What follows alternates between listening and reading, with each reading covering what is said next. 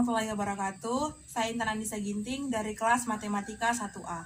Oke, hari ini kita akan membahas tentang perbandingan trigonometri sudut berelasi. Sudut berelasi adalah cara kita agar kita mengetahui nilai dari trigonometri kuadran yang lain, bahkan dari sudut lebih dari 360 derajat. Oke, sudut berelasi mencakup dua hal, yaitu kuadran dan sudut istimewa. Kuadran adalah 4 daerah yang dibatasi oleh sumbu X dan juga sumbu Y. Ini disebut, daerah pertama disebut dengan kuadran 1.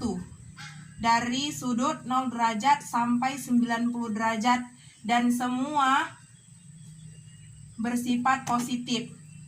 Kemudian daerah yang kedua disebut dengan kuadran 2.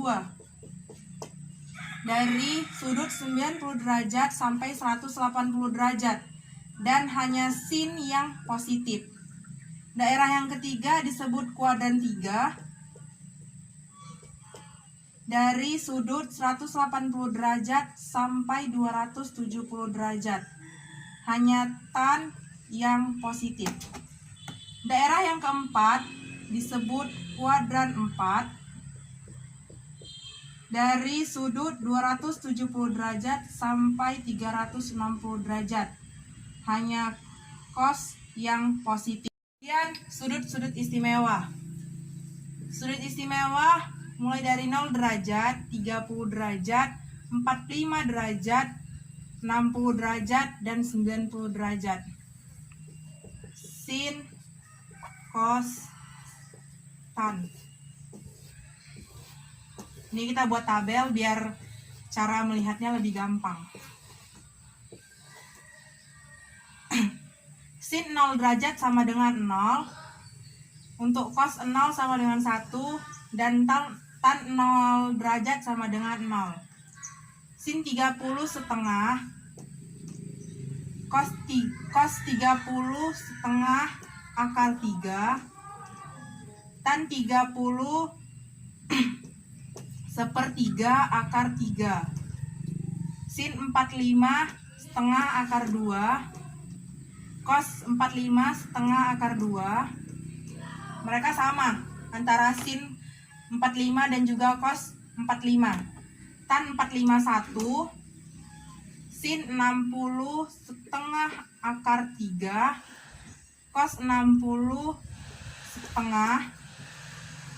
Tan 60 akar 3. Sin 91. Cos 90 0. Dan tan 90 tak terhingga. Oke, untuk sudut berelasi ada rumus. Di sini rumus umumnya ada 2, yaitu 90 derajat tambah atau kurang alfa derajat atau 270 derajat tambah atau kurang alfa derajat. Jika sin berubah menjadi cos, jika cos berubah menjadi sin, dan tan berubah menjadi kotangen. Ini untuk rumus umum yang pertama. Rumus umum yang kedua, 180 derajat tambah atau kurang alfa derajat atau 360 derajat tambah atau kurang alfa derajat. Di sini sin tetap sin, cos tetap cos, dan tan tetap tan. Artinya di yang rumus kedua, sin tetap sin, cos tetap cos, dan tan tetap tan. Berbeda dengan rumus yang pertama, jika soalnya sin, maka hasil akhirnya akan menjadi sudut cos. Begitu juga dengan cos, hasil akhirnya akan sin. Dan jika tan, maka hasil akhirnya akan. Oke, kita langsung aja masuk ke contoh. 1.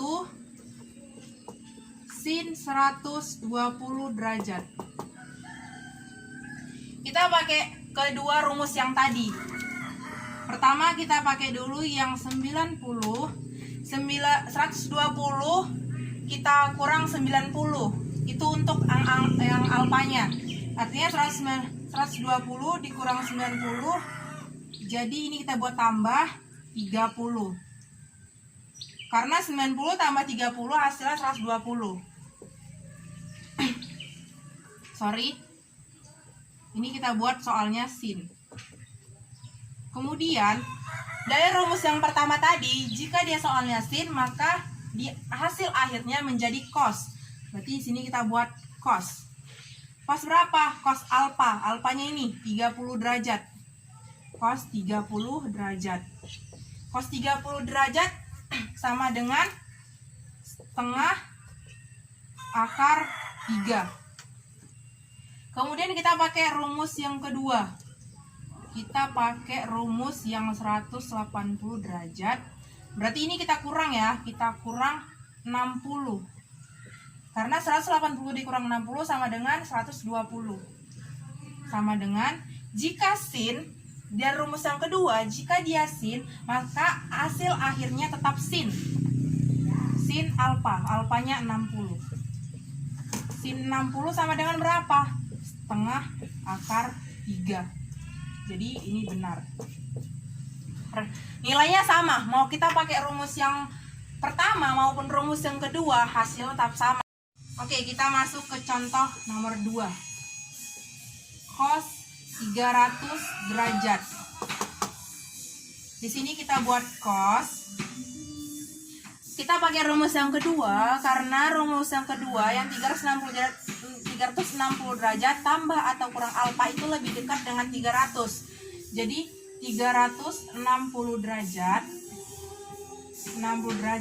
kita kurang 60 agar dia menjadi 300 sama dengan, karena ini menggunakan rumus yang kedua, jadi cos tetap cos alfa, cos 60 derajat karena alfanya 60. Cos 60 berapa? Setengah.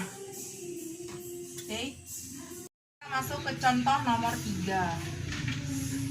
Contoh nomor 3, misalnya cos 150 derajat.